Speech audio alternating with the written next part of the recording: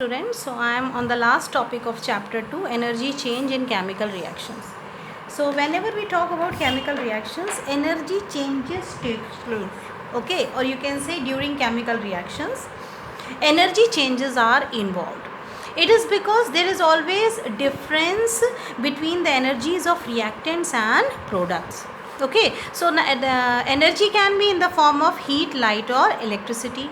So whenever there is a chemical change, there will be difference in the energy of reactants and the products. So there will be a net energy change. Okay, in case of physical reactions or physical changes, there is no net energy change, or we can say that net energy change is zero, because energy which is absorbed in one process will be equal to the energy which is released in the reverse process.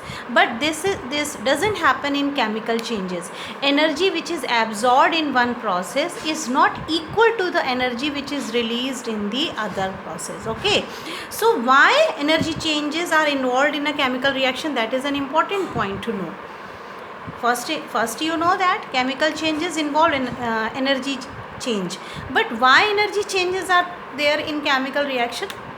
It is because during a chemical change, energy is absorbed for breaking of old bonds of reactants, and energy will be released during the formation of the new bonds of the product. Okay, so this is what happens during a chemical reaction. Old bonds are broken down and new bonds are formed. Old bonds requires energy to break, and during the formation of new bonds energy is being released.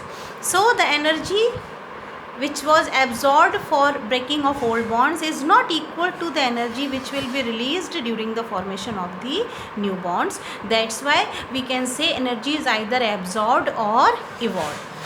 Now, depending upon the energy absorbed or released, the chemical reaction may be exothermic or endothermic.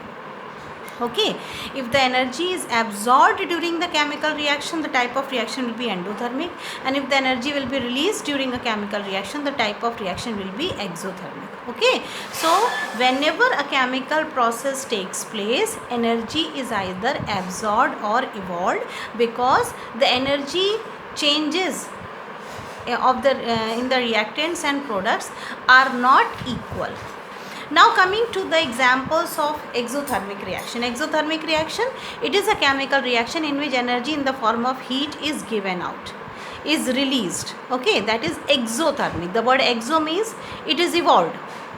So we have many examples of exothermic reaction, but two important points you have to notice for an exothermic reaction. Exothermic reaction, the total energy of reactants is more. Okay, reactants की energy ज़्यादा होने की वजह से ही वो extra energy जो है वो रिलीज़ हो जाती है during the formation of product. So total energy of reactants are more, and yes it will result in the rise of the temperature of the surroundings. What is the effect of exothermic reaction in the surrounding? Surrounding पर क्या effect होता है? Exothermic reactions releases energy, so of course they will rise the temperature of the surrounding. So here are many examples. अगर हम एक common exothermic reaction की बात करते हैं, all the combustion reactions are exothermic. आपको पता है जब भी कोई चीज़ बर्न करेगी, of course energy in the form of heat and light will be given out. So all the exothermic reactions or all the combustion reactions are exothermic reaction. Like carbon burns with oxygen to form carbon dioxide and heat is evolved. Then methane, which is a very good fuel, natural gas, it also burns with oxygen to give carbon dioxide and water. A lot of heat is evolved. Now a very common reaction which you have done in combination type of reaction, when quicklime, calcium oxide, is dissolved in water, calcium hydroxide or slaked lime is formed with release of a large amount of energy in the form of heat. जब चूने को पानी में घोलते हैं तब आप देखेंगे कि उसमें बहुत तेज़ी से बबल्स निकलते हैं और आपको लगेगा कि बहुत कुछ रिलीज़ गर्म हो गया. जो कंटेनर जिसमें आपने चूने को डिज़ोल्व किया है, that also gets heated. It is because of the exothermic reaction. Hydrogen burns with oxygen to give you water and heat. This delta sign यहाँ पे ये कंफ्यूज मत होना कि यहाँ पे हमें हीट देने की ज़रूरत है. Actually it is a process in which hydrogen is burning with oxygen. तो जब कोई चीज़ बर्न कर रही है तो of course the reaction is taking place at high temperature, and yes whenever the water is formed then it will start releasing energy in the form of heat. Same here with the formation of ammonia. Ammonia first, when you have to start the process, you have to give heat for combining nitrogen and hydrogen. But once the heat is given, यहाँ पे हमको सिर्फ उस chamber को एक बार pre heat करना है जहाँ से हम नाइट्रोजन और हाइड्रोजन को पास करने वाले हैं. फिर हमको फर्दर हीटिंग की ज़रूरत नहीं है. Once the process has started, it is an exothermic reaction. So with the formation of product it will keep on releasing energy in the form of heat which is sufficient for the reaction to proceed. एक बार हमको start करने के लिए heat करना है, उसके बाद exothermic reaction होने की वजह से इतनी हीट निकलती रहेगी कि वो प्रोसेस चलता रहे. Then coming to neutralisation reactions. Neutralisation reactions are all exothermic reaction. तो जब भी आप किसी भी टेस्ट ट्यूब में न्यूट्रलाइजेशन करेंगे, you will find that the test tube becomes warm. It is because of the exothermic reaction. Then a very common reaction which takes place in your body, that the glucose which is stored in your body, it gets oxidized, or it oxidized with oxygen and release carbon dioxide and water with energy.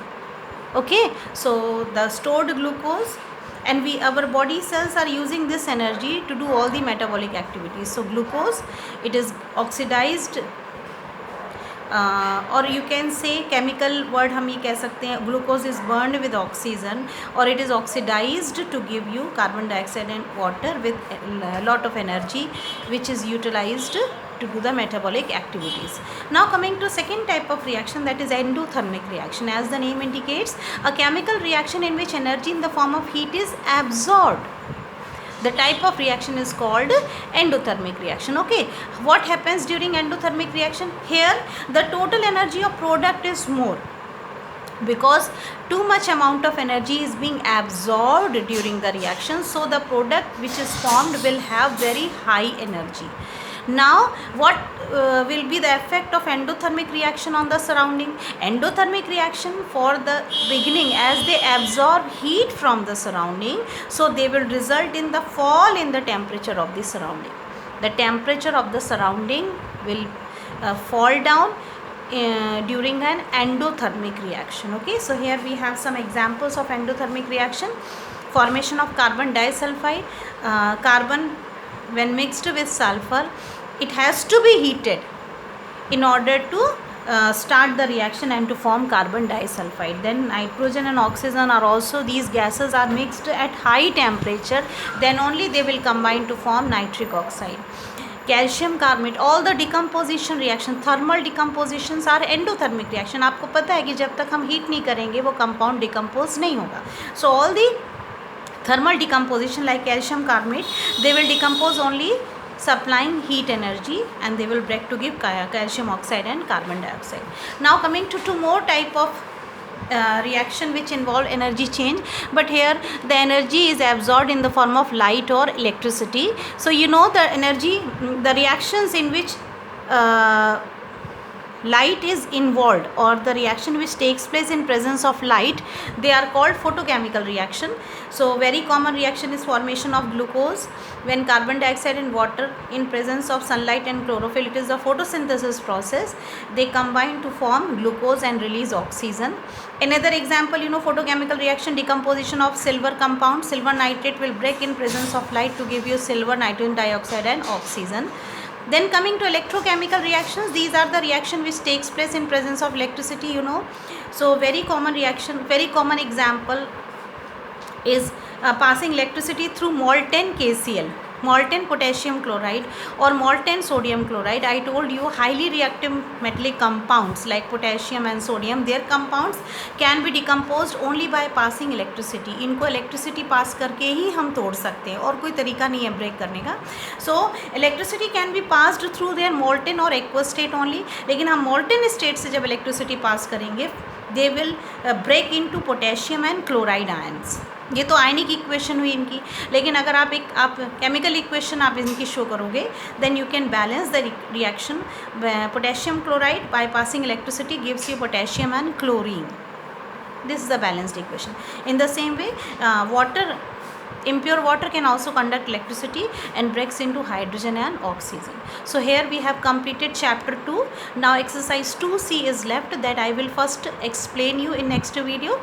Then you have to solve it in your copy, and then I will start giving you revision exercise and some test exercise also.